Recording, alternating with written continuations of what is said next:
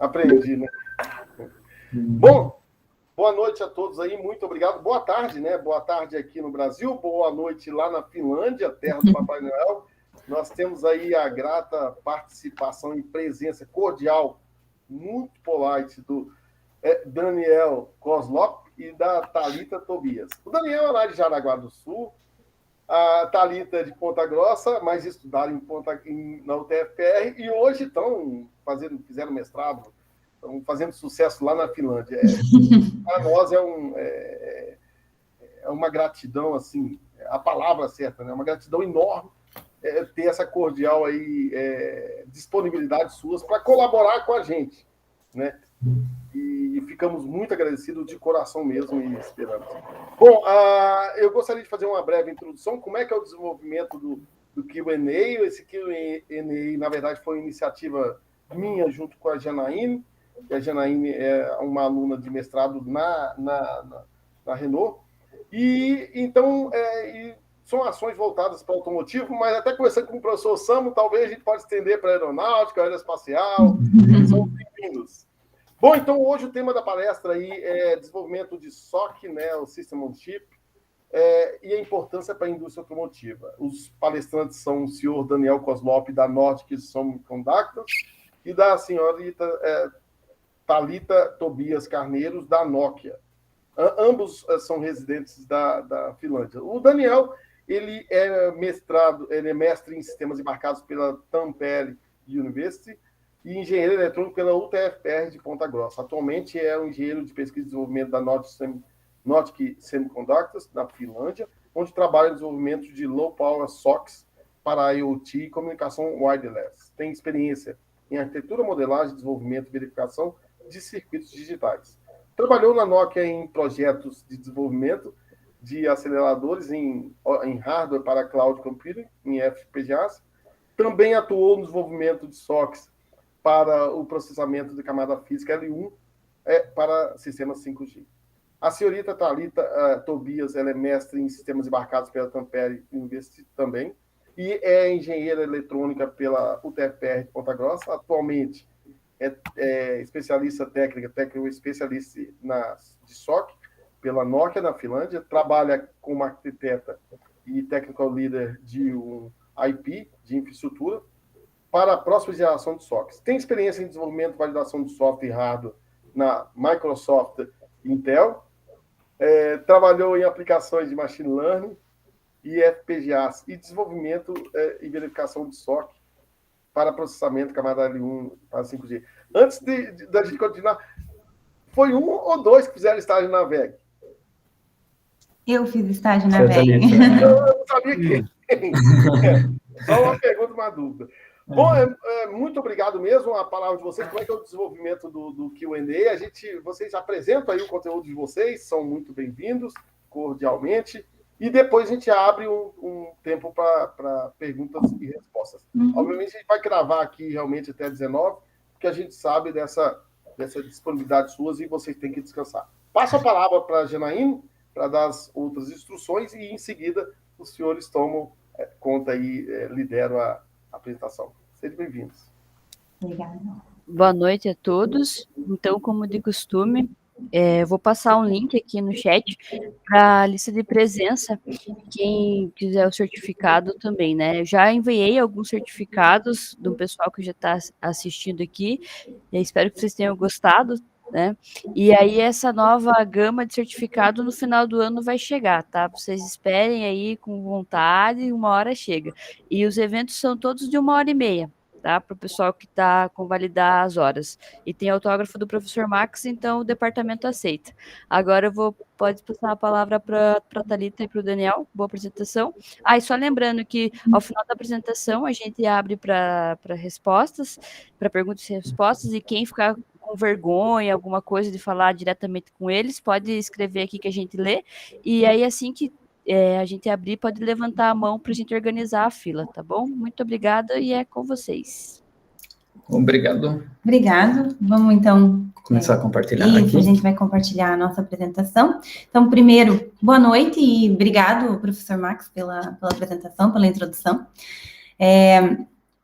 Da índole. Então, eu não vou fazer a minha introdução, o professor fez muito bem. O meu nome é Thalita Tobias Carneiro e eu trabalho como SOC Specialist na Nokia, aqui em Tampere, na Finlândia. Isso, meu nome é Daniel Kozlop, como o professor Max já introduziu, eu sou R&D Engineer na Nordic e anteriormente também já trabalhei com SOC na Nokia, juntamente com a Thalita, inclusive. Okay. Hoje, então, a gente vai falar um pouquinho sobre desenvolvimento de SOC e importância para a indústria automotiva. Então, a nossa apresentação, ela é dividida em 3 grandes áreas ali. A primeira seria semicondutores da indústria automotiva, onde a gente pretende dar o cenário atual dos semicondutores. Num segundo momento, a motivação para SOC na indústria automotiva, por que é que faz sentido usar SOCs nesse ramo. E, por último, um pouquinho, assim, uma visão geral sobre o desenvolvimento de SOC, quais são as etapas e tudo que fica envolvido nesse ponto.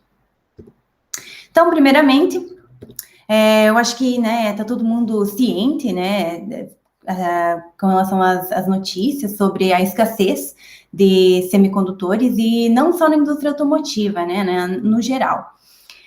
O impacto da escassez dessa crise, digamos assim, em 2021, ela diminuiu a expectativa da receita dos maiores fabricantes de automóveis, e aí a escala ali é em bilhões de dólares. Esses dados, a gente pegou de algumas pesquisas de mercado, de algumas empresas independentes, e a gente tem ali os links, depois a gente disponibiliza e vocês podem ir atrás dessas pesquisas.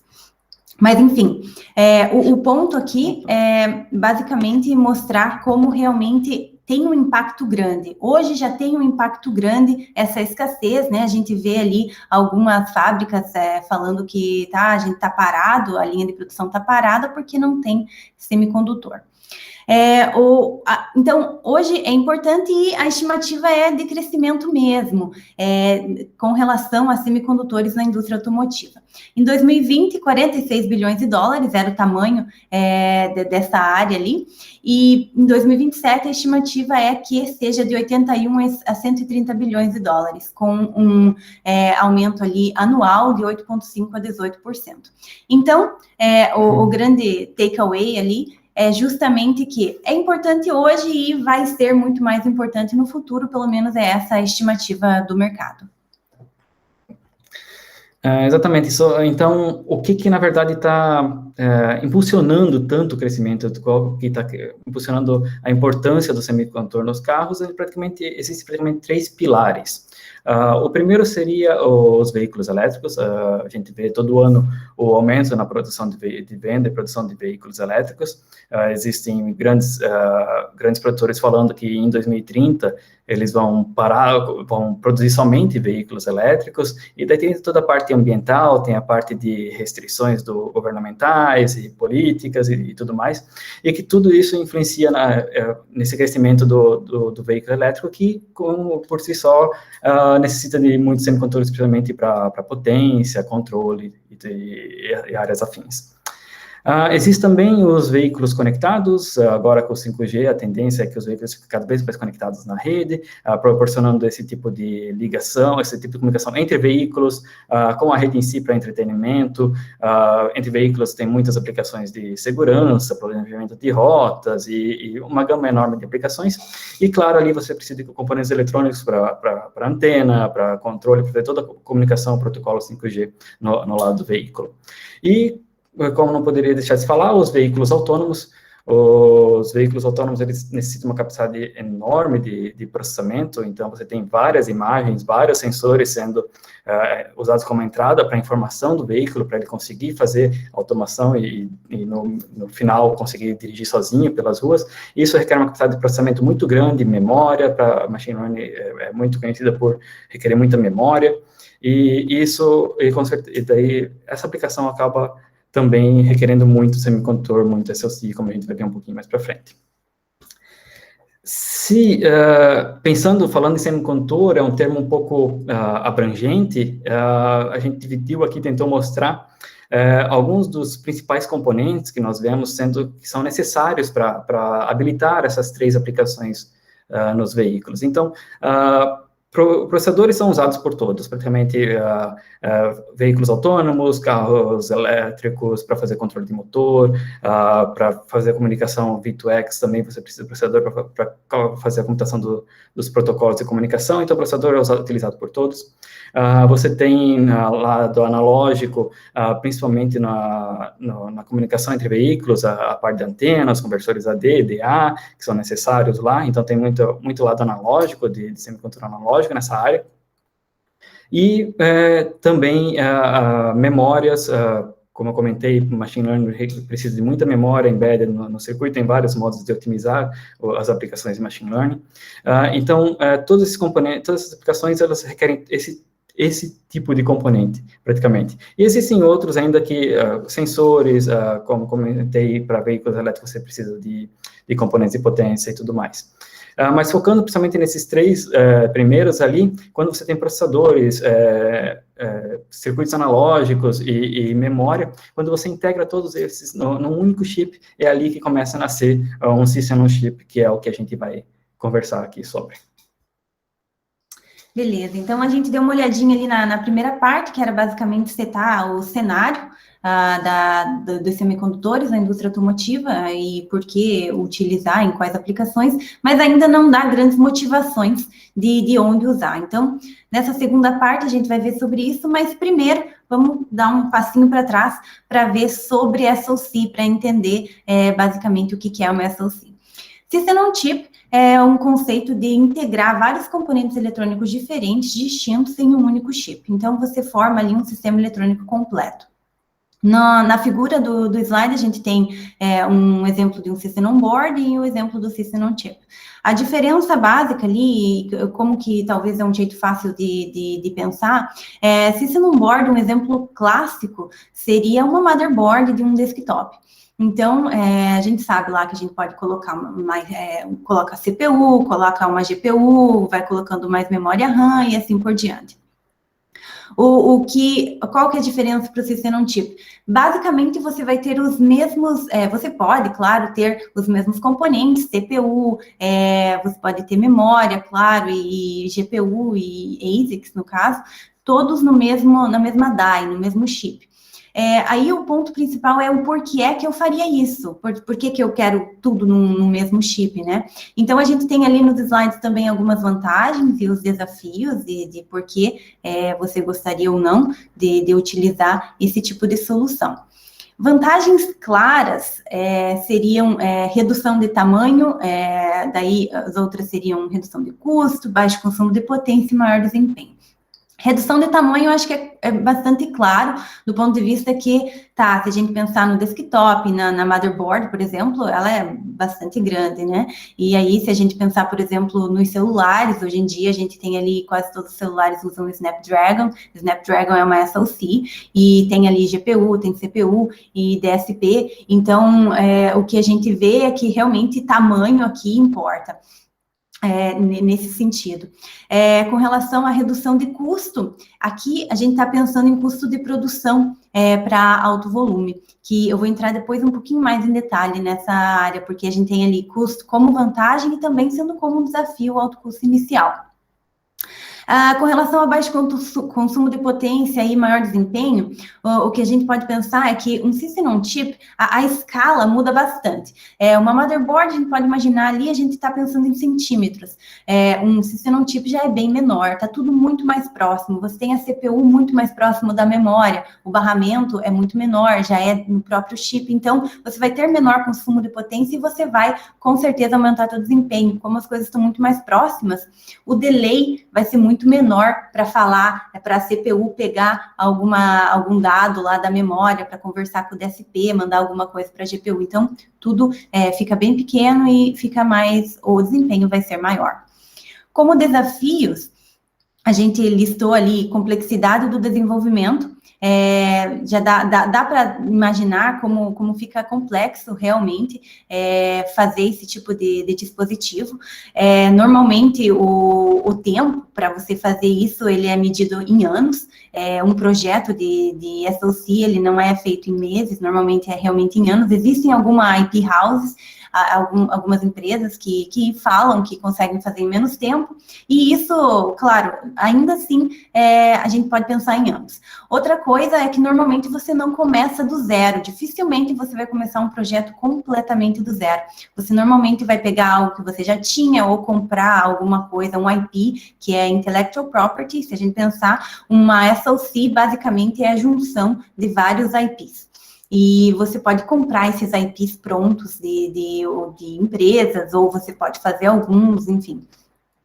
O alto custo inicial é um desafio bem grande, porque realmente é muito caro você mandar fazer a primeira, a wafer, e é um desafio realmente. E aí, quando que faria sentido, um dos motivos porque faria sentido você ter uma SOC, é porque o alto custo inicial seria você paga esse alto custo inicial com a quantidade de dispositivos que você ia fazer. Por exemplo, se for o caso de celulares, como foi dado o exemplo do Snapdragon, vale muito a pena, porque o alto custo inicial ele vai ser pago pela quantidade de dispositivo. Mesma coisa para wearables, como relógios e, enfim, todas as aplicações que hoje a gente tem aí. Time to market, então, ele é diretamente proporcional ali à complexidade do desenvolvimento, e realmente é um desafio grande, porque demora para você conseguir ter esse system on chip num shape que é funcional, assim, suficientemente para ser utilizado. Então, duas grandes lições aqui seria quando é que eu quero usar? Por que é que eu usaria uma SOC no meu sistema? Basicamente, dois grandes motivos.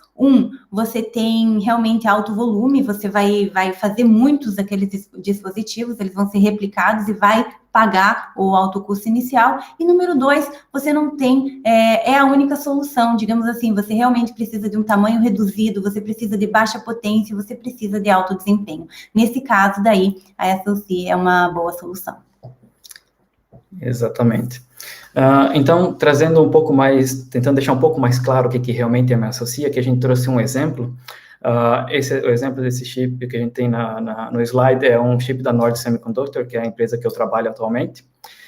Esse chip ele é um chip feito para comunicação mobile, para 4G nesse caso, e ele também tem GPS, e ele pode ser vendido para qualquer pessoa, qualquer um pode comprar, então tem bastante informação pública que a gente consegue acabar compartilhando aqui e mostrar um pouquinho do que tem dentro, porque isso aqui é informação pública, eu posso compartilhar. Em cima, aqui no slide, nós temos o chip em si, e aqui na plaquinha embaixo nós conseguimos ter uma noção do tamanho. Aqui é um slot para um SIM card, para fazer comunicação 4G, nesse caso. Então, é praticamente o tamanho de um SIM card desse chip que a gente está conversando aqui. E como eu comentei, ele é dedicado para aplicações IoT, então o foco dele é principalmente baixo consumo. Se a gente olhar, por isso da bateria aqui, se a gente for olhar um pouquinho dentro dele, então, para tentar entender o que é uma SoC, o que a gente tem dentro de uma SoC, na verdade, como a gente está comentando, são vários componentes, que são normalmente chamados de IPs, que são integrados junto dentro do mesmo die. Aqui do lado direito, deixa eu só pegar um pouquinho o... Yes. Para ficar um pouquinho mais claro. Isso, aqui no lado direito nós temos a parte das antenas, então a gente tem um RF front-end, que seria, pode imaginar como seriam circuitos analógicos aqui para integrar a antena dentro do chip. Se a gente for totalmente à esquerda, nós temos o PMIC. PMIC Power Management IC, é o componente que faz o controle da monitoração da bateria, talvez ele controla o carregamento da bateria, e ele que faz a regulação, regulariza a tensão para fornecer para o resto do circuito, para os outros componentes do circuito. Dentro aqui, na parte da aplicação, nós temos um componente ARM. A ARM, como a gente vai ver mais para frente, a ARM é uma empresa fabless que fornece esse tipo de IPs. Aqui seria o processador que rodaria o teu sistema operacional, provavelmente um sistema operacional embedded, um Linux embedded, algo do tipo, onde vai realmente rodar a tua aplicação, onde você colocará como usuário, como quem utiliza esse chip para integrar em alguma aplicação, você provavelmente botará teu software rodando aqui no teu processador, nesse ARM. E daí há diversos outros componentes, por exemplo, como periféricos. Aqui nós temos componentes que fornecem a PWM, se você vai integrar algum robô para controlar algum motor. Existem N aplicações onde você pode usar os PWMs, que já estão embedded aqui no mesmo chip. Você tem outros componentes para comunicação, como I2C.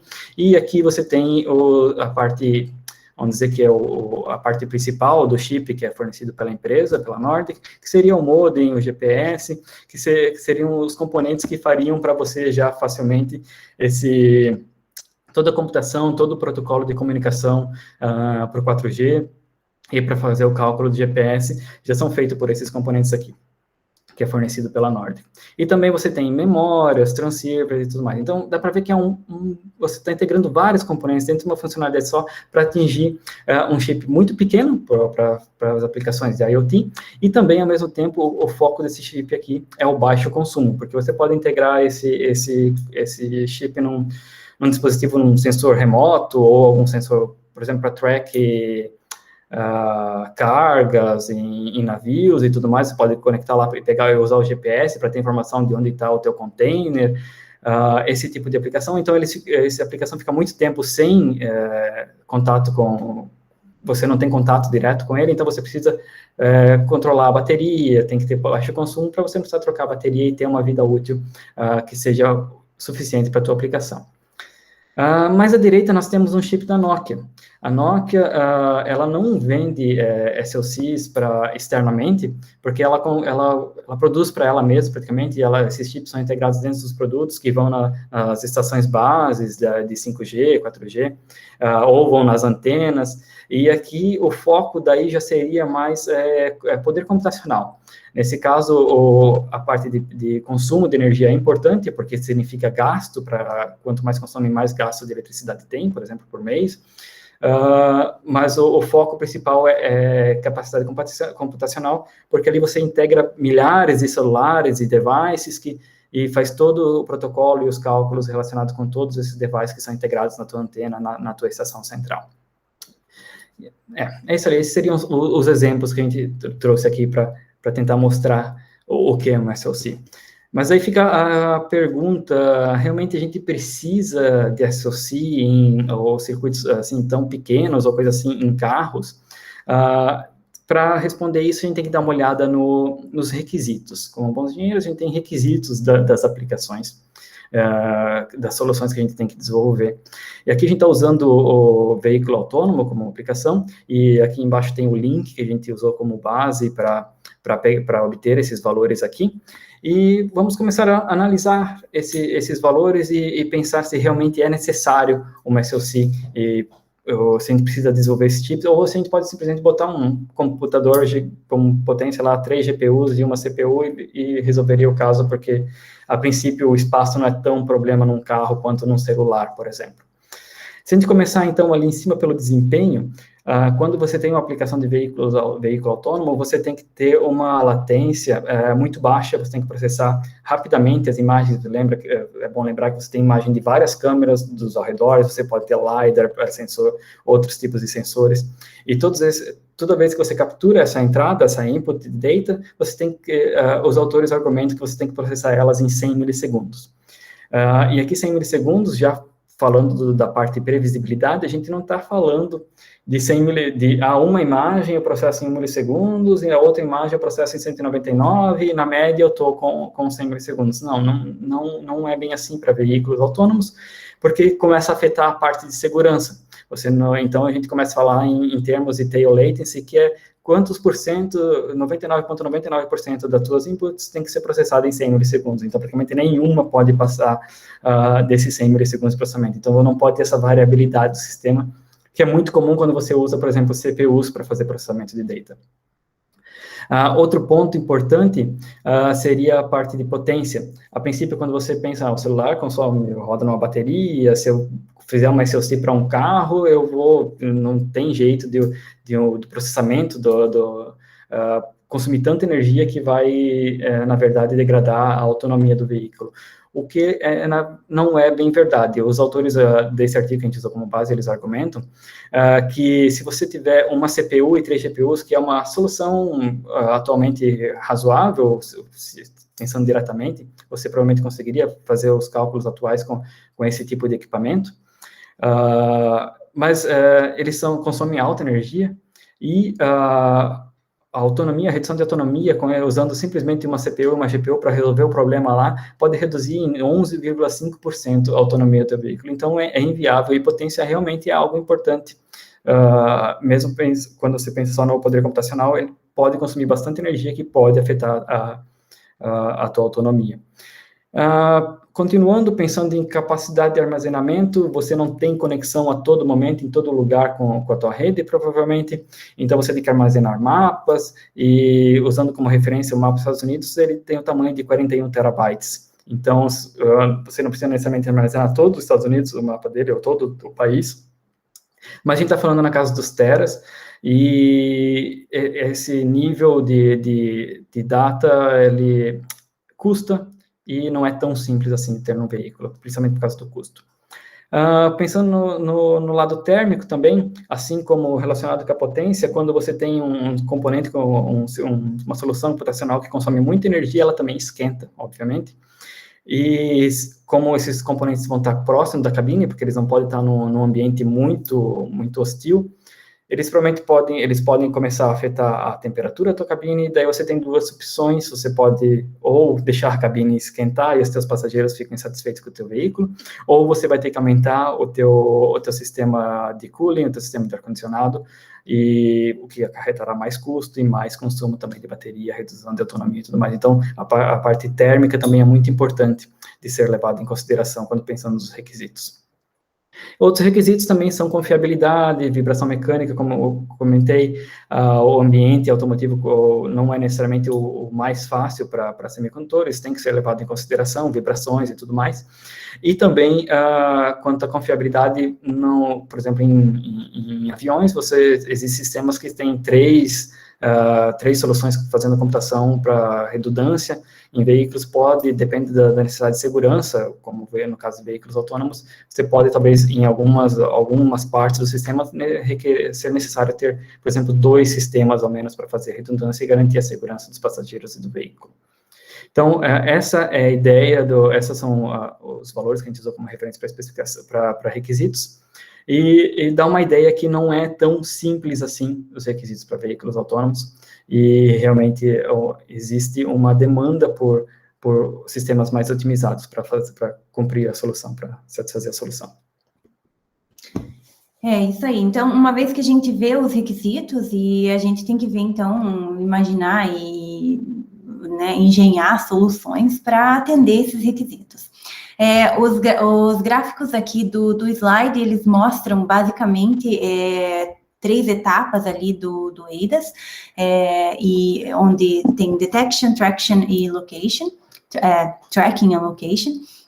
E, basicamente, os 2 primeiros gráficos, eles mostram resultados de latency e o último de potência.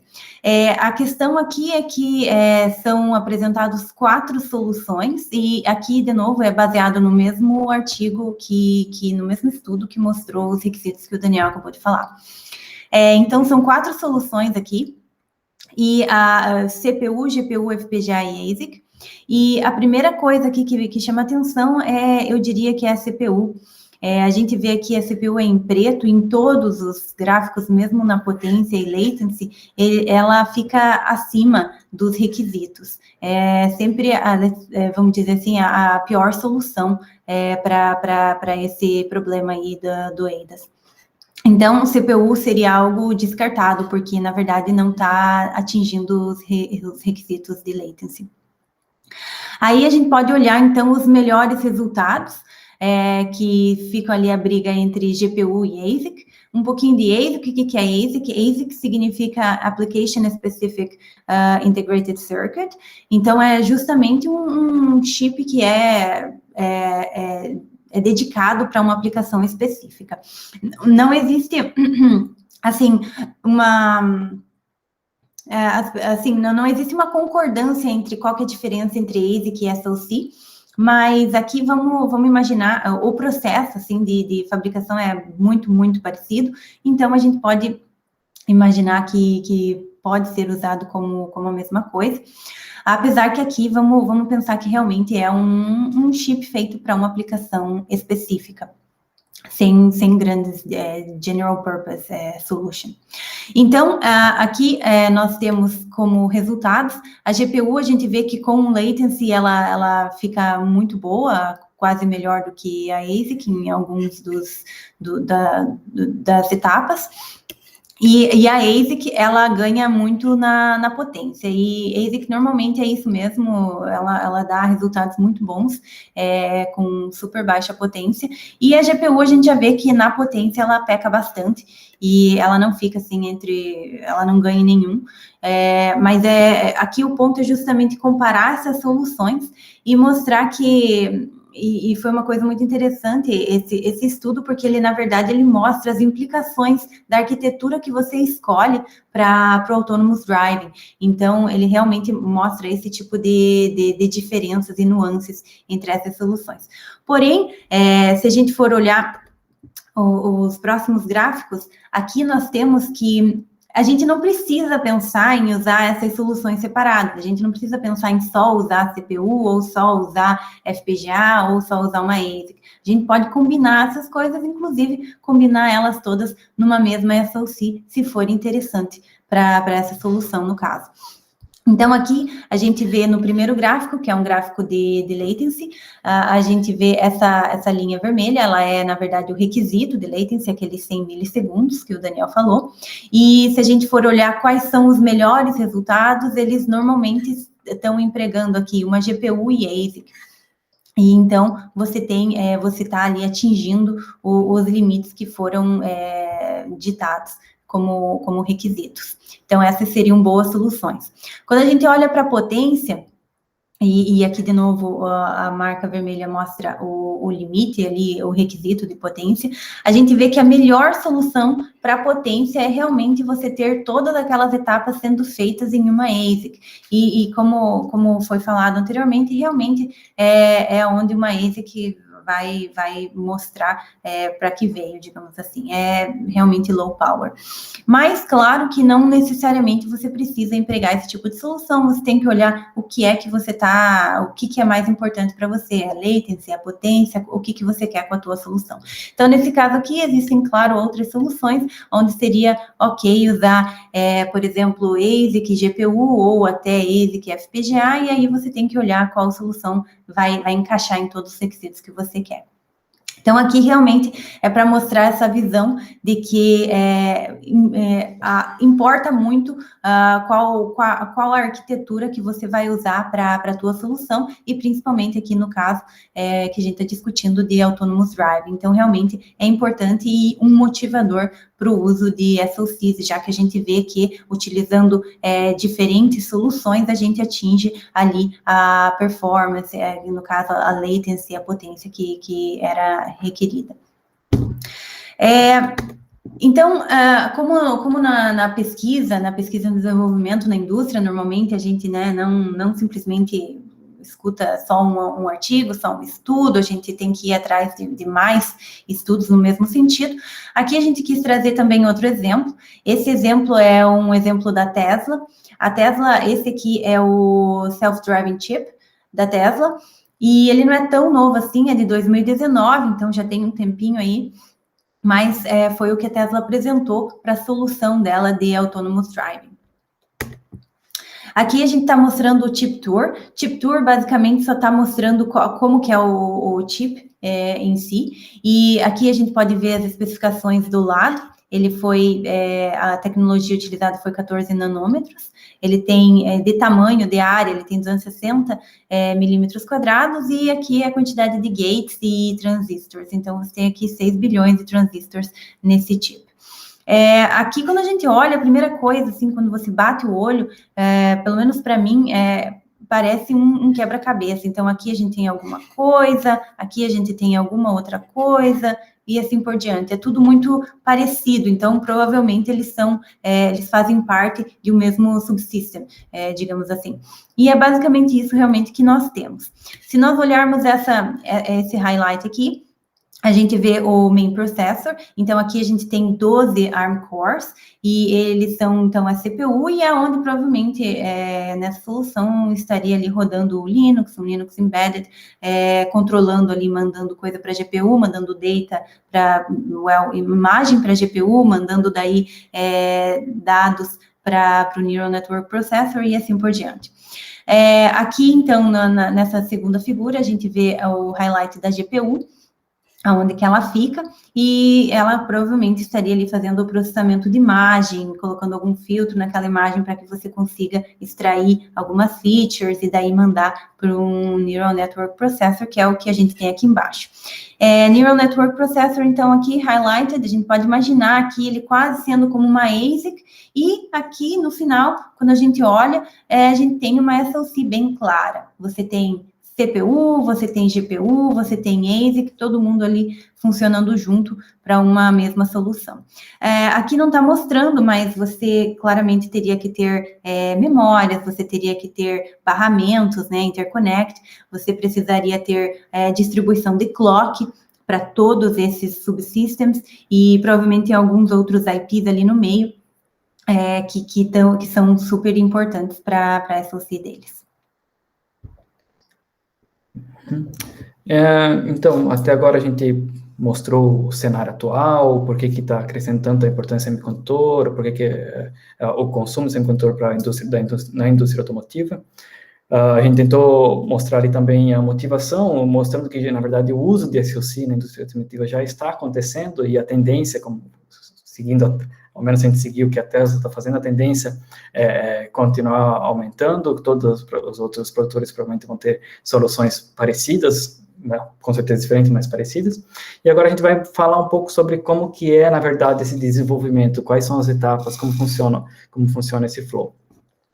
Aqui a gente tentou criar um flow, demonstrar as etapas da produção de SoC para veículos de um modo meio grosseiro. Tem várias nuances aqui que não são mostradas, mas praticamente seguindo aqui esse lado, nós temos o desenvolvimento de IPs, que são os componentes básicos, não os básicos, mas os componentes que são integrados dentro de uma SoC. A SoC, então, é usada para criar, por exemplo, alguma placa específica, vem de algum fornecedor direto para os produtores de veículos, então os produtores de veículos finalmente constroem o veículo em si. Mas, como mencionado, é claro que aqui não é bem preto no branco, porque a gente acabou de mostrar que a Tesla faz SoC, então a Tesla também deveria estar aqui, se a gente fosse usar como exemplo de empresa, ela faz esse flow inteiro aqui, provavelmente ela mesma. Ela provavelmente também tem os seus próprios IPs, normalmente quando você tem uma aplicação nova, ou se você quer se diferenciar no mercado, você tenta criar tua própria solução, porque esse seria o diferencial no mercado. Mas focando aqui na parte inicial, que é a produção de SoC, que é desde o desenvolvimento de IPs até a integração deles em uma SoC, nós temos algumas empresas aqui que nós utilizamos como exemplo. Como já foi mostrado várias vezes, existe a ARM.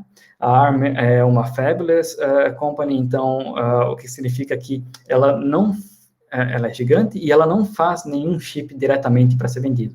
Ela vende os IPs, propriedade intelectual, para as empresas que constroem as SoCs e integrarem nos sistemas delas. Então, existe todo um ambiente de programação, todo um ambiente ao redor desses IPs delas, que é vendido e proporcionado para as empresas que integram nas SoCs dela.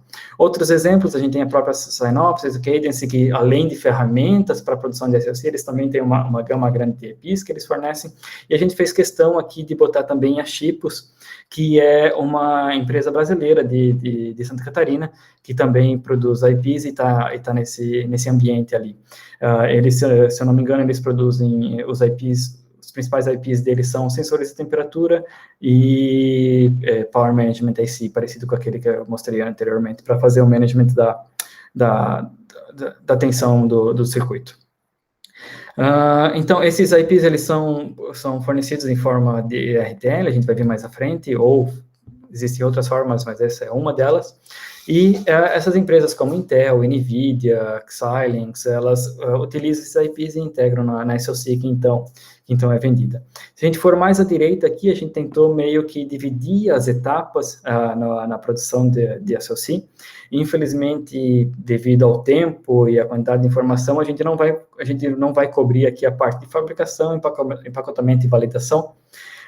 Essa área foi coberta pelo senhor José Bertuzzo na última apresentação, e é realmente bem interessante. A gente tem o link aqui, a gente recomenda às pessoas quem tiver interessado, ele cobre todas essas etapas ali e mostra que existe capacidade de produção e de fazer toda essa área aqui pode ser feita no Brasil, inclusive. Então, é muito interessante, a gente realmente recomenda assistir aquela palestra, se alguém ainda não assistiu. Mas aqui a gente vai focar, então, nessas 3 etapas aqui, que é a arquitetura, o projeto lógico e o projeto físico. Isso. Então, a primeira etapa, digamos assim, é a arquitetura. A arquitetura, ali, a primeira parte é requisito, aonde você vai, basicamente, pensar mesmo o que é que você quer resolver, qual o problema você quer resolver, quais são os requisitos da tua aplicação. Qual que é a funcionalidade, qual que é o desempenho que você vai ter, qual que é o consumo, área e preço, elas são diretamente proporcional, quanto maior um chip, maior o preço. Então, essa parte de requisitos é realmente um dos mais importantes, que é onde vai setar o caminho por onde você vai perseguir nas próximas etapas. Existem alguns níveis de requisitos. Se você estiver pensando numa SoC inteira, os requisitos são um tipo. Aí, quando você pensar na tua SoC, você vai imaginar, eu vou comprar esse IP, eu vou fazer esse IP. Então, aí você pode começar a pensar, fazer o teu IP, daí vai ser outro tipo de requisitos que você vai precisar. Depois que você pegou todos esses requisitos e tem eles num nível bom, aí você começa a criar a tua especificação para justamente habilitar o projeto lógico. O projeto lógico, então, é quando os designers pegam essa especificação que está ditando o que é, no final das contas, para eles fazerem. Então, a especificação vai descrever a funcionalidade, ela vai falar quais interfaces, protocolos vão ser utilizados, vai ter debug, não vai ter, quais são as frequências que vão ser utilizadas nesses IPs, qual que é a tecnologia, memórias e pinos. Então, todos os detalhes têm que ser dados para que o projeto lógico vá para frente. O projeto lógico aqui, então, e ali a gente colocou em parênteses circuitos digitais, porque realmente é só sobre circuito digital, a gente não está entrando aqui na área de analógica, mas num projeto lógico digital, você vai usar RTL para fazer o hardware. Então, RTL é Register Transfer Level, e você vai descrever o hardware, então, basicamente, de uma forma, digamos assim, compreensível, dependendo de quem escreve, claro, mas também dependendo se é uma tool que vai fazer isso direto ou se é uma pessoa. Para fazer RTL, você utiliza linguagens de descrição de hardware, HDL, Verilog, VHDL, System Verilog, e essas linguagens de descrição de hardware, elas são, assim, razoavelmente diferentes do que uma linguagem de programação normal, como C, C++, tem gente até pensando em Python, é bem diferente. Mas você utilizaria esse tipo de linguagem para descrever realmente qual que é digamos assim, a funcionalidade do teu hardware. Um ponto importante do projeto lógico é que ele deveria ser, ele é independente da tecnologia a ser utilizada, então não importa se você vai querer fazer aquele chip em 22, 5 nanômetros, ele não entra aqui como, não é importante, não vai ser usado. Não necessariamente depois, mas durante o design, enquanto você está ali descrevendo e fazendo hardware, você vai fazer também o processo de verificação. Então, na verdade, você tem um loop ali entre essas duas áreas que vai longe até realmente a verificação chegar num nível bom. Verificação, basicamente, você vai pegar e vai estimular as entradas do teu hardware. Estimular as entradas do ponto de vista que, se eu colocar aqui 1 e 0, ele vai dar o 002, 001 que eu quero que dê na saída? Então, é basicamente esse tipo de coisa que você vai fazer. Você vai ver se, dependendo dos estímulos que você dá na entrada, se na saída você vai ter o que você estava esperando. E, por fim, do projeto lógico, depois que a verificação chegou num nível bom, você, então, vai para a síntese. A síntese, basicamente, transforma o RTL em componentes genéricos. Então, né, numa rede de componentes genéricos, daquele jeito mesmo que a gente aprende em digital, com flip-flop, porta lógica, mas daí essas portas lógicas, esses componentes são todos genéricos nessa etapa. É isso aí. E aqui a gente está tentando mostrar um pouco com um exemplo bem simples, mais ou menos dar uma ideia melhor do que significa realmente essas etapas. Então, aqui no centro da figura, a gente tem um RTL. Aqui é um exemplo do código, o que a gente está usando aqui como exemplo é um circuito meio sobador. Então, o RTL dele é bem simples. Se você quiser depois dar uma olhada aqui, você provavelmente vai compreender que você está fazendo uma AND aqui, uma XOR entre as entradas e tudo mais, que é na verdade, o circuito meio somador.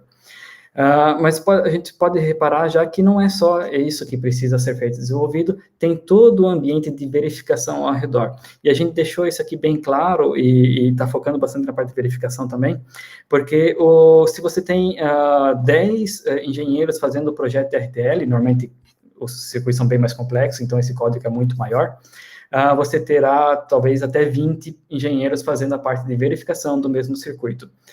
Por quê? Porque a parte de verificação é extremamente importante no processo, para garantir que quando o teu circuito final, que é desenvolvido depois na fábrica, lá na tua foundry, que você começa a testar, uma vez que você tem a máscara daquele circuito para fazer o wafer e tudo mais, você tem que estar praticamente certo que não existe nenhum erro funcional, nenhum erro no teu circuito, porque é muito caro você ter que fazer correções a partir do momento que você começa a produzir o chip. Então, toda essa parte de verificação é extremamente importante e ela é feita para garantir a menor probabilidade possível de erros na frente do processo, porque quanto mais à frente você vai no processo, mais custoso vai ficar no teu projeto.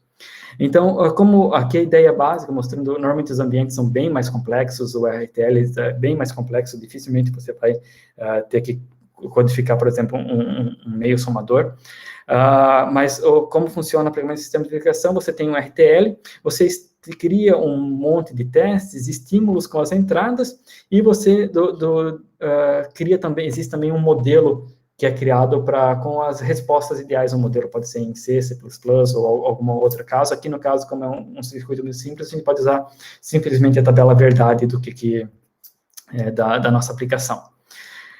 Então, a ideia é você estimula tanto o RTL quanto o teu modelo de referência, você monitora as suas saídas e compara para ver se deu certo. A partir do momento que esse ciclo, você tem bastante casos aqui, que você começa a cobrir praticamente todo o teu código, você tem uma certa confiança que o teu RTL está fazendo a funcionalidade que você realmente quer, daí você parte para o processo de síntese, e como a Thalitinha comentou, o processo de síntese nada mais é do que transformar esse código, a parte de texto, onde você descreveu o teu hardware, num circuito genérico. Normalmente, claro, uma descrição especial, existem mais detalhes aqui, mas praticamente você cria um circuito genérico que representa a funcionalidade do que você escreveu no teu RTL. Aqui no circuito meio somador é uma porta XOR, uma porta AND, todas elas são flip-flop, você tem o clock e tudo mais. Então, esse é o processo, um exemplo do processo de projeto lógico. Depois, então, do projeto lógico, a gente vai para o projeto físico, e aqui vai ser a primeira etapa onde a tecnologia é importante. Então, aqui importa se você está targeting 5 nanômetros, se você quer fazer em 22 nanômetros.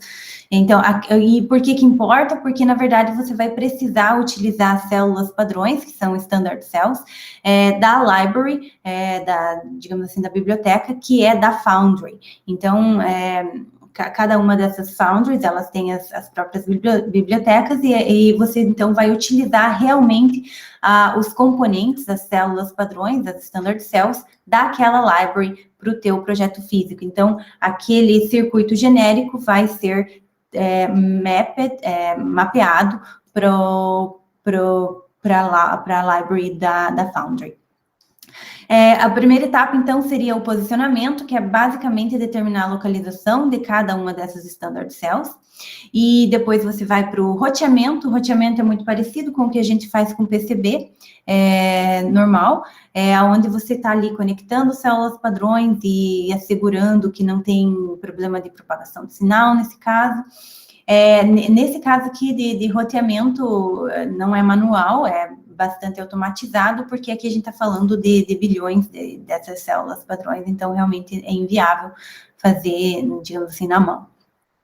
Uma vez que isso está feito, aí, novamente, verificação física agora, porque aqui você tem que ter certeza que tudo que você queria lá com o projeto lógico, na verdade, agora está funcionando, está ainda funcionando depois do roteamento.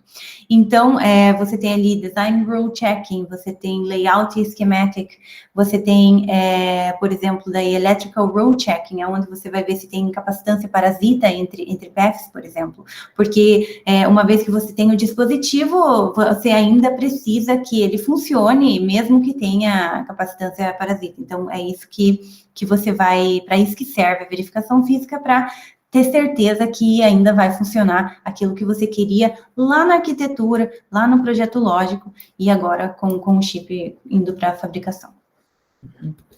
E, novamente, se nós utilizarmos umas figuras aqui para tentar representar melhor o que é esse processo de projeto físico, então, no começo do projeto físico, você pega o material, o circuito genérico que foi produzido pela síntese lá do projeto lógico, e daí, então, você mapeia para a tua tecnologia que você está querendo implementar o teu circuito. Vamos supor aqui que, aqui a gente está tentando mostrar como exemplo, vamos supor que você vai fazer com 10 nanômetros da Intel o teu circuito, ou da TSMC, e por algum motivo, aquela tecnologia, aquela library em si, ela não tem uma porta dedicada para fazer o circuito de XOR. Então, quando você faz esse mapping, os circuitos aqui do genérico, eles podem ser modificados para bater com o que você tem, o que é possível na tua tecnologia. E, é claro, quando você está fazendo o posicionamento, você está colocando, por exemplo, você mapeou essa aqui só para essa rede aqui de portas AND e OR, você vai posicionar eles em algum lugar, a TU vai posicionar eles em algum lugar no chip, vai pegar, vai conectar, fazer o roteamento, e ela vai começar a calcular, por exemplo, se o delay entre você mudar o sinal na entrada e ter o sinal estável aqui na entrada do flip-flop é suficiente para respeitar o teu clock. O teu clock também, ele tem delay de propagação, então ela calcula, a TU calcula a propagação, o delay do sinal de clock, o teu delay dos caminhos de combinações lógicas aqui, para garantir que todo o tempo, toda a funcionalidade da frequência do teu circuito está ok. Então, esse é um processo bem complexo e bastante automatizado, como já foi mencionado, onde a boa parte do problema é resolvido pela ferramenta, onde ela tenta fazer essa exploração de espaço, posiciona um componente aqui, posiciona outro componente ali, conecta eles de certa forma, não consegui atingir o tempo necessário, o sinal não demora muito para se propagar, coloca ele mais perto, você tem variações, por exemplo, existem às vezes variações de porta ou dentro da própria library, onde uma é mais rápida, a outra é mais lenta, mas, consequentemente, uma consome mais energia, a outra não. Então, a TU vai fazer toda essa exploração de possibilidades para tentar fazer com que o teu circuito funcione, praticamente. E no final, você terá o circuito, vamos supor uma imagem como essa, onde você tem os componentes localizados e tudo mais, as conexões feitas. E daí, esse circuito, então, fornecido para Foundry, num arquivo próprio, onde que daí começa a etapa de fabricação, daí vem empacotamento e validação. E aí, aqui eu gostaria ainda de destacar que essa verificação física, ela é feita, normalmente, ela é feita em simulação, é só a partir desse momento aqui que você começa a ter um circuito físico para fazer a validação do circuito na vida real. Então, tudo isso aqui são simulações, e essas simulações, todo esse processo de projeto físico, desde a síntese até essa verificação física, pode demorar, dependendo da complexidade do teu circuito, pode demorar horas, dias, e não é incomum casos de semanas. E também o processo aqui a gente apresentou como se fosse uma sequência lógica, cada etapa da sua vez, mas claro que aqui existem vários loops entre posiciona, roteia, não funciona, posiciona, roteia, não funciona, até, e vai otimizando até chegar no ponto correto.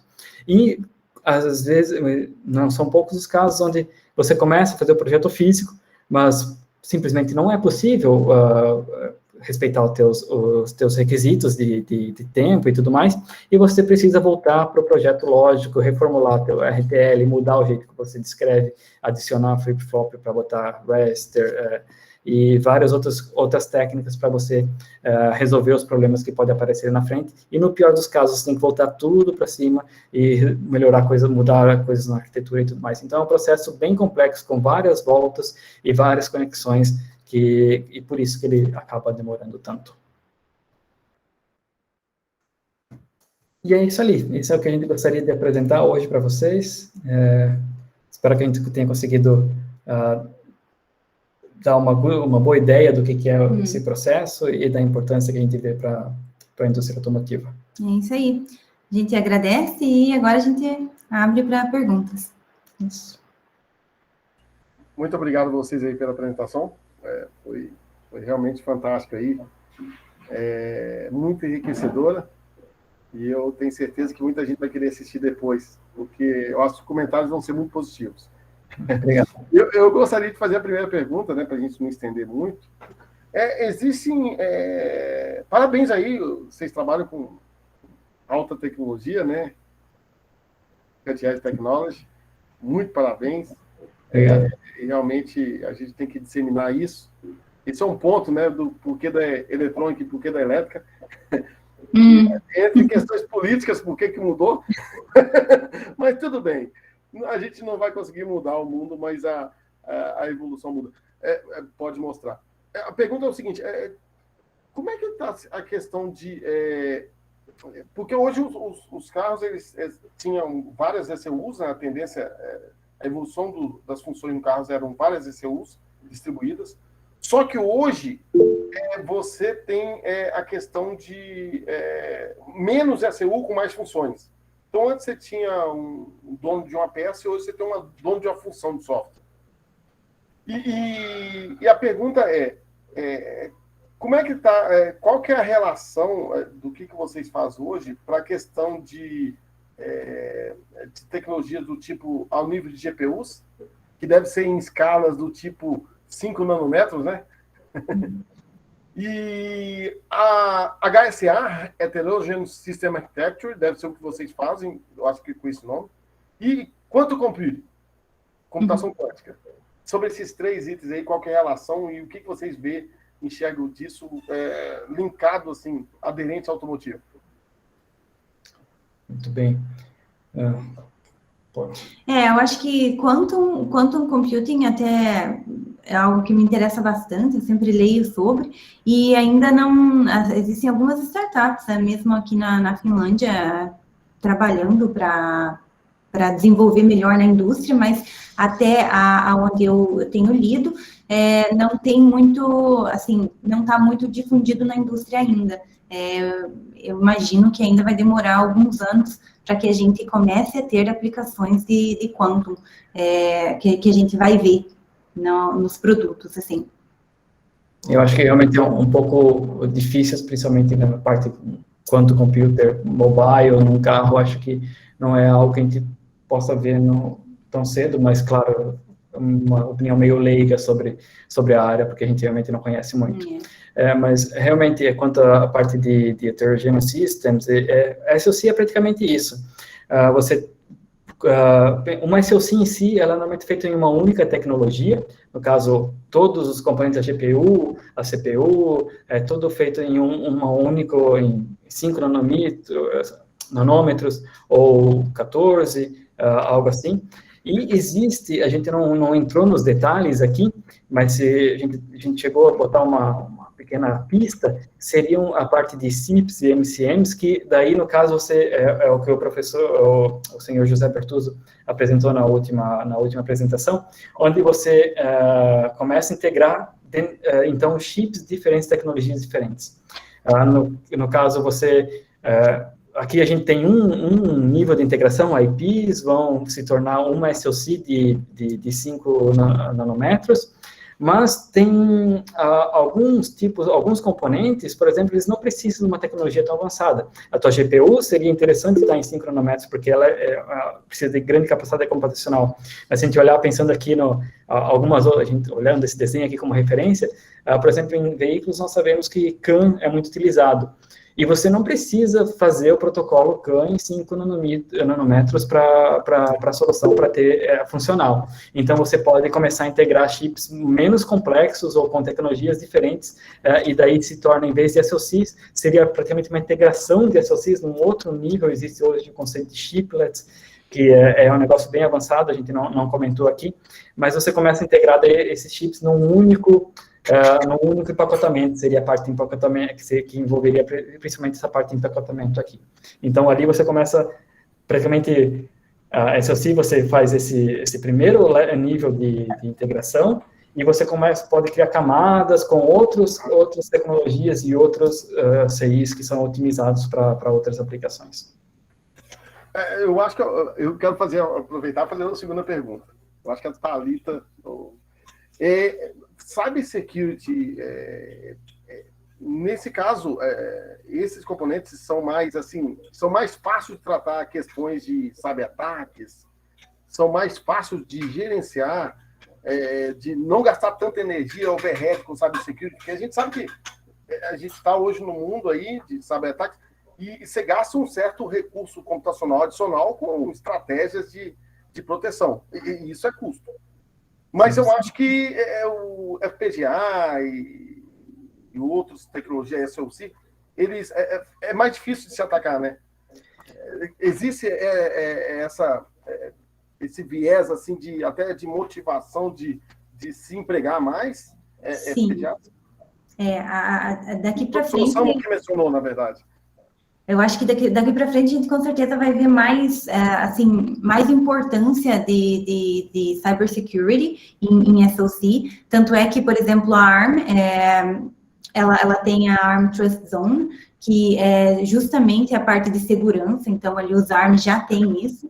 E, normalmente, as empresas também, quando elas fazem esse tipo de integração, as SoCs, elas têm suas próprias, digamos assim, seus próprios designs de segurança. É bastante importante, sim, porque eu acho que faz pouco tempo até que a gente viu que eles conseguiram hackear aquele novo dispositivo da Apple, que era o AirTag.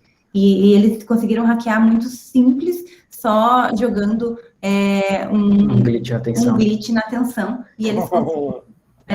Existe, realmente é muito importante, mas eu não diria que seria mais difícil, é mais difícil com certeza, mas existem tantos equipamentos avançados para hackear esse tipo de circuito hoje em dia, que acaba facilitando, e é um tema muito importante, e existe também um overhead na parte de fabricação de SoC, de CIs, só para cuidar da área de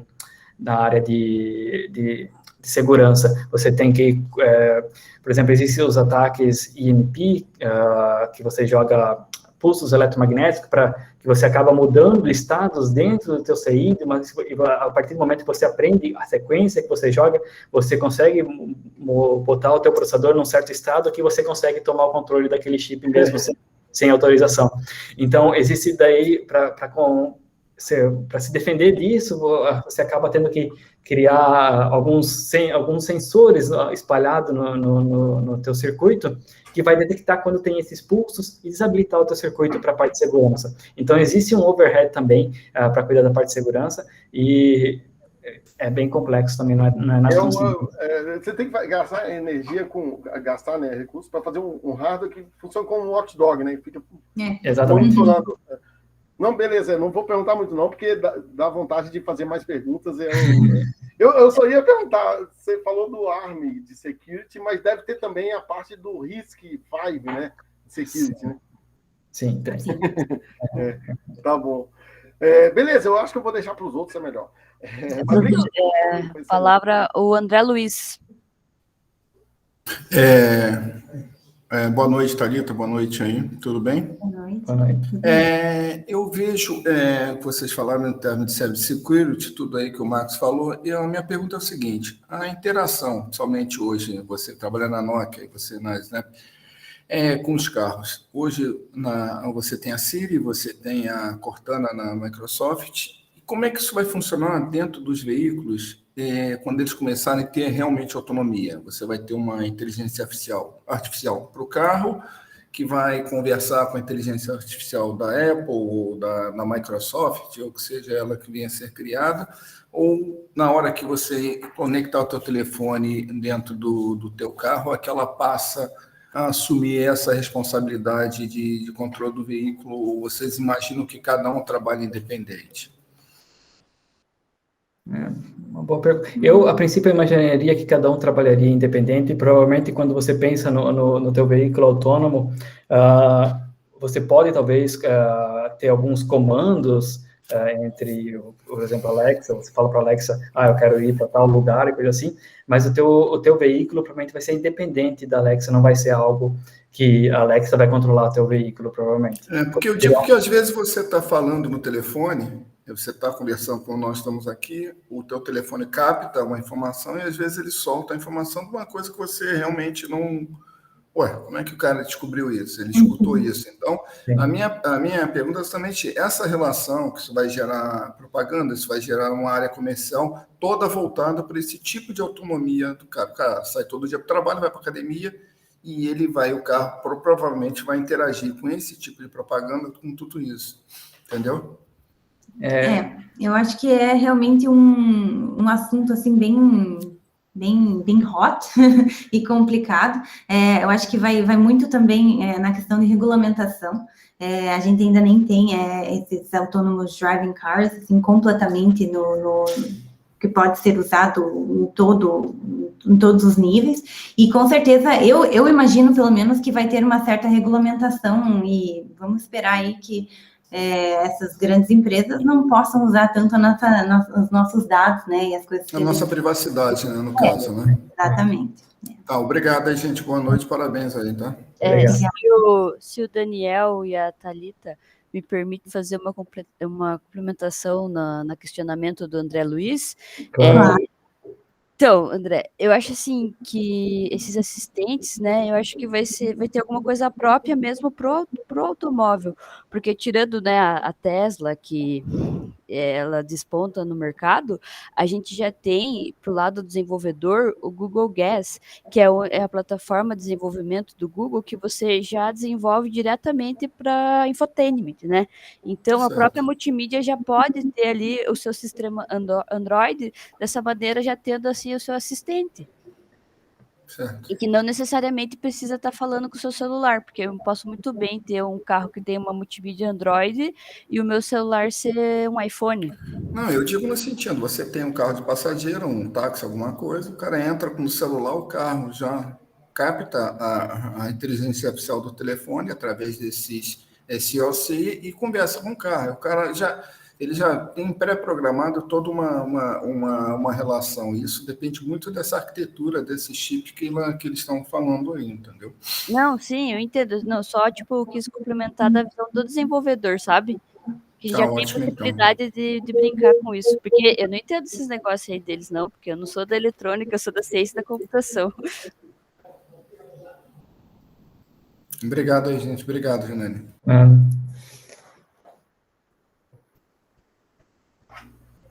Próximo a fazer perguntas? Professor, o Helder levantou a mão, eu não sei se dele abaixou, dele levantou de novo, não sei se alguma pergunta já sanou a dúvida dele. Helder? A parte de potência, daí como que fica? Controladores minúsculos, não é isso? Você poderia repetir a pergunta? Eu não consegui entender direito. São controladores minúsculos e a parte de potência. Sim, realmente, se você, pensando em controladores, geralmente eles são realmente pequenos e o consumo de potência é pequeno também. O que consome muita energia, muita potência é quando você tem redes neurais e processamento de imagem nas suas GPUs. Esses são os componentes que a gente diria que seria crítico para o consumo de energia, principalmente num carro. Controladores, provavelmente a escala seria menor do que o efeito que todo o processamento de imagem e o processamento de rede neural, de inteligência artificial, requer dentro da tua solução.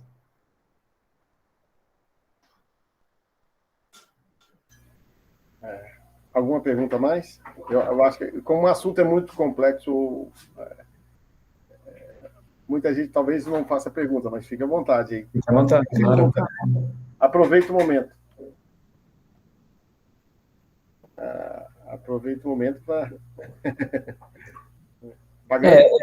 Só para comentar, realmente é complexo, sim, mas a partir do momento que você começa a entender, a gente queria tentar, talvez, passar essa mensagem que, por mais que o desenvolvimento é complexo, no momento que você começa a estudar, começa a entender como que é, nada mais é do que você começar os teus circuitos que você começa na eletrônica básica, você começa a integrar eles, e daí, claro, vão surgindo outros problemas que você tem que pensar em resolver, mas é tudo questão de aprender a utilizar as ferramentas e entender um pouco do ambiente, todo o ao redor do que você tem nos processadores e tudo mais. Mas é realmente uma área muito interessante, complexa sim, mas a partir do momento que você começa a estudar, a se dedicar, é muito legal, é muito gratificante. E precisa de bastante gente, viu? Sim, tem muita vaga de emprego aqui. Muitíssima. Se quiser vir falar com a gente, pode. Eu canso de falar com os meninos, e principalmente quando vocês mostraram essa placa do Full Self-Driving Cars, na verdade eu coloco nas minhas aulas de sistemas embarcados, eu acho, não sei se compartilhei com vocês, aqueles 2 chips, né, duplicados, o Elon Musk, ele contratou o cara que fez um dos chips da AMD, eu esqueci o nome dele, e o cara fez um dos chips do iPhone. Ele contratou e, na verdade, o cara fez o desenho para ele com aquelas 2 NPUs, com as GPUs. O cara que idealizou aquilo baseado nos requisitos lá que os caras o André Capati, lá de alto nível de IA, né? Então, assim, tem uma avenida de oportunidades aí que o pessoal acha que tem que instalar a fábrica no Brasil, Foundries, para poder... Não precisa. Não é isso. Pelo contrário. Realmente aqui a gente tem o próprio exemplo da Shapeless. E claro, a gente tem poder de fabricação também, como foi apresentado pelo senhor José Bertuzzo na apresentação. Realmente é possível desenvolver essa tecnologia no Brasil. Só precisa, claro, como eu falei, é complexo até o momento que você começa a estudar, então precisa da universidade, precisa do apoio governamental, e daí, claro, a gente consegue começar a desenvolver, e, claro, a capacidade humana é o que não falta no Brasil, o que falta é criar essas oportunidades. O que o professor Sam faz é o que a gente precisa, entendeu? É pessoa que está com... que quer que essa área, ele enxerga essa área promissora. Sim. Então, assim, ele quer investir. Qual que é o menor nível de miniaturização que se tem? A Huawei, eu acho que faz 3 nanômetros, né? Qual que é o menor que tem? Quem que detém essa tecnologia? Porque quanto menor, em menor escala, são mais fenômenos físicos que você tem que entender para controlar, né? Sim. Quem que faz menor? Eu acho que A gente não pode falar muita coisa, porque tem muita informação. Mas eu acho que o 3 nanômetros é coisa para sair daqui 2 anos ainda. Então, não tem ainda no mercado. 5 faz, né? 5 tem found, até lá em Santa Clara, que pode fazer. E a nível de miniaturização das GPUs que a NVIDIA faz é de 5 nanômetros? Professor, eu não vou ter certeza agora para informar. Deve ser, né? Com certeza eles estão nessa faixa. Isso agora, se eles já lançaram com essa tecnologia ou não, eu não vou ter certeza. Mas se não lançaram, estão para lançar. O de vocês vai até quanto? O nosso... As empresas que vocês conhecem. Que a Thalita não pode comentar, porque essa informação... o meu, aquele chip ali, ele era 55. Então, quando você pensa em coisas que não precisa de processamento muito pesado, que é que é baixa energia e pouco processamento, você começa a trabalhar com tecnologias maiores também. E quando a gente fala em escala de miniaturização, todo mundo, né, todo graduando, todo mestrando, só imagina o seguinte, associa só com processador. E qual que é a demanda para memória? É muito mais alta? Precisa de gente para a parte de memória? Bastante? Ou já é uma tecnologia, você só diminui a escala para ter uma capacidade e pronto? A memória é um componente crítico em qualquer arquitetura. Acho que ultimamente, eu não sei exatamente qual que é a última tecnologia de memória, mas a gente tem aquelas HBM, que são High Bandwidth Memory, que elas têm um outro tipo de arquitetura realmente porque, por exemplo, a aplicação de Machine Learning em rede neural precisa de muita memória, muita mesmo, e isso é um problema nos chips hoje, então tem muitos artigos, muitos estudos, mesmo na indústria, quanto nas universidades, na academia, sobre como que você consegue distribuir as memórias para deixar isso mais rápido, porque esse excesso, memória é realmente muito crítico e acho que o roadmap das memórias aí da Samsung e de outras empresas, ela realmente é sempre importante e sempre tem as pessoas ali de cada uma dessas empresas, tanto da Nokia como da Nordic, só seguindo para ver o que está acontecendo, para ver quais delas a gente vai usar. Mas o business de vocês é memória ou processadores? Como que é, professor? Desculpa. O business core de vocês é mais para memória, para processadores ou memória? Mais para processador. Processadores. E aqui no Brasil, vocês já viram, enxergaram alguém, ou alguma região, algum pesquisador que foca nessa parte de pesquisas com memórias? Eu vi que na Itália tem, na Alemanha tem, na Áustria, mas parece que não é uma cultura muito disseminada aqui no Brasil, né? Eu realmente não conheço nenhuma empresa que trabalha com memória no Brasil. Acho que tem uma no Rio Grande do Sul, que eu não vou lembrar o nome agora. Acho que é Micron. Mas pesquisador não tem, assim. Não, pesquisador daí eu não sei. Porque essa disseminação começa com um pouco no ensino, né? Ou seja, tem que ter alguém que começa a levantar essa bola, de acreditar, tipo o professor Samuel, tipo, né, a gente que faz essas ações aí, que temos essas ações. Mas super legal, poxa, eu vou passar a bola para outras pessoas também, porque senão eu fico perguntando direto e eu monopolizo. Alguém mais? Eu, professor, Janaíne. Viu, eu queria perguntar para eles, assim, para o pessoal que ainda está na graduação ou está terminando o mestrado, que queira migrar para essa área ou para o país aí onde vocês estão trabalhando, qual que é a dica que você dá para o pessoal, que vocês dão, o que estudar, quais são as skills? Eu diria que quem está pensando em ir para essa área realmente é muito promissor, porque a demanda por profissional na área só cresce. A gente realmente, empresas como a Nokia e a Nordic aqui que a gente trabalha, tem vagas abertas o tempo todo e simplesmente não consegue achar profissional. Ultimamente vem muito profissional da Índia, a Índia tem uma produção de engenheiros, né, nessa área muito grande. E eu acho que teria bastante capacidade, o Brasil teria uma capacidade enorme de fornecer profissional para essa área, e a demanda existe. Acho que a dica principal é tentar começar com FPGA mesmo. FPGA digamos assim, é mais fácil, né? Não é mais fácil de programar, mas é mais fácil de ter o acesso, claro, porque aqui é coisa que empresa grande faz, ou institutos grandes fazem, né? Universidades. Então, assim, ter um bom background de design digital, ali, digital 1, digital 2, super importante, é praticamente aquilo ali que você vai precisar para o resto da tua vida. Aí, aprender, assim, um pouquinho sobre VHDL, uma das linguagens de hardware description, né, uma linguagem de descrição de hardware, muito importante aprender, pode ser as outras também, Verilog, ou System Verilog, mas VHDL é muito importante. Com VHDL aí você começa a aprender como que você vai descrever, a funcionalidade que você quer, onde que você vai colocar os flip-flops. Então, assim, é bastante coisa, mas vai te dar toda a base necessária realmente para trabalhar em cima disso. Aí começar a fazer, brincar, digamos assim, né? Se não tiver nada muito claro para fazer em FPGA mesmo.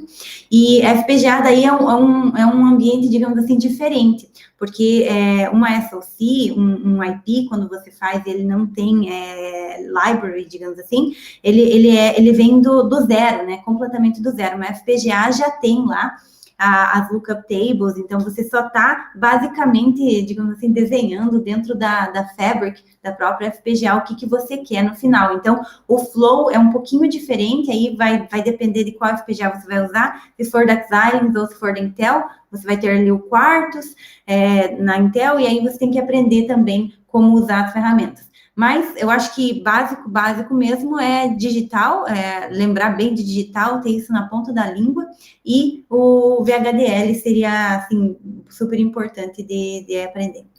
Todos esses passos que a gente mostrou aqui, requisitos, especificações, verificação, o ideal seria ter uma ideia do que é, mas não necessariamente para entrar na indústria você precisa realmente saber o que está acontecendo ali.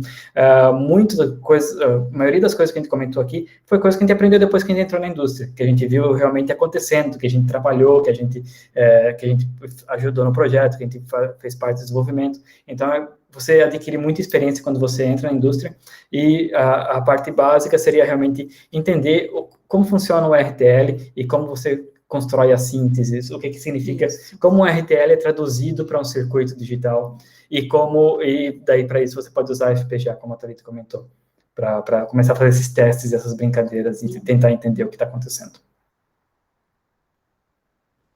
Beleza, muito obrigada. Professor? Excelente. Eu vou fazer a última pergunta. A câmera de vocês está muito longe para pegar os dois, não, né? Não sei, a gente não tem... Tá pegando... Porque consegue pegar bem. Eu fiquei lá. A minha está um pouco longe. Beleza, curiosidade. Mas excelente, assim, muito obrigado mesmo, de coração. Eu acho que depois nós vamos começar aquele outro assunto. Agora a gente acabou esse, vamos tentar para conversar um outro assunto, né? E eu acho que a gente vai ter que colocar o professor Samo na jogada. Legal. Então, eu vou agendar uma próxima reunião aí, em breve. Aí já pode me cobrar, por causa dessas viagens de vocês, talvez a gente tenha que fazer daqui a 1 ou 2 semanas urgente, para a gente já entrar no... Tá? Muito obrigado mesmo. Queria que todos pudessem abrir as câmeras para podermos tirar a foto, e a gente poder um pouco divulgar aí. Fico agradecido mesmo aí pela cordial participação de todos aí, o André sempre, o Helder sempre presente, né? Se pudermos abrir as câmeras, Timahara, nem...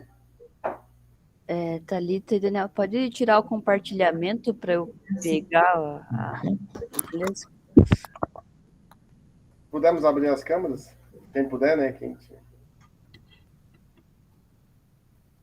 Isso, agora ficou bonito. Só tem vergonha de abrir, eu acho. Abriu. Pagani abriu. Pô, Pagani. Só alguns que não abriram, mas beleza. Obrigado aí novamente, foi muito bom. Eu vou compartilhar agora o vídeo, né? Assim que a gente salvar. Então, agradecido aí. A minha câmera não funciona. Beleza. Então, novamente, muito obrigado. Fiquem com Deus. Tenham um bom fim de noite aí.